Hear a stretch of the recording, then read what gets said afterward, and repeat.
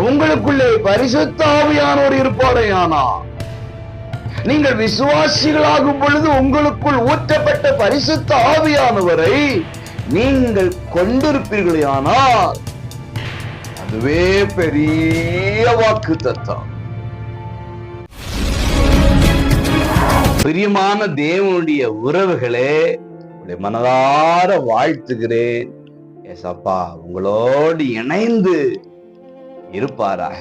எபேசியர் 1:13 வாக்குத்தத்தம் பண்ணப்பட்ட பரிசுத்த ஆவியார். வாக்குத்தத்தம் வாக்குத்தத்தம் வாக்குத்தத்தம் என்று சொல்லி நம்ம தினமும் ஏதாவது கிடைக்குமா கிடைக்காதான்னு தேடிக்கிட்டே இருக்கிறோம்.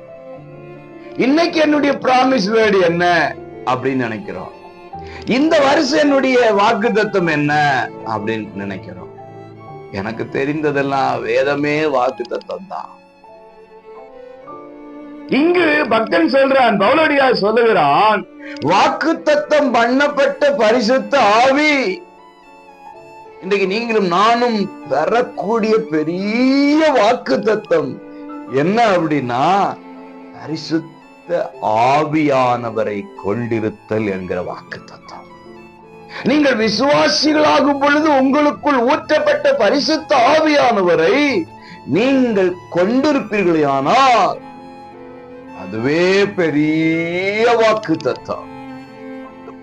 வாக்குத்தத்தமானவர் எனக்குள்ளே இருக்கிறார், அவர் என்னை சகல சத்தியத்துக்கு நேராய் நடத்துவார், அவர் இருப்பதே ஒரு வாக்குத்தத்தம் என்று சொல்லி அவரை கொண்டு வாழுங்கள். கர்த்தர் உங்களை ஆசீர்வதிப்பார். God bless you.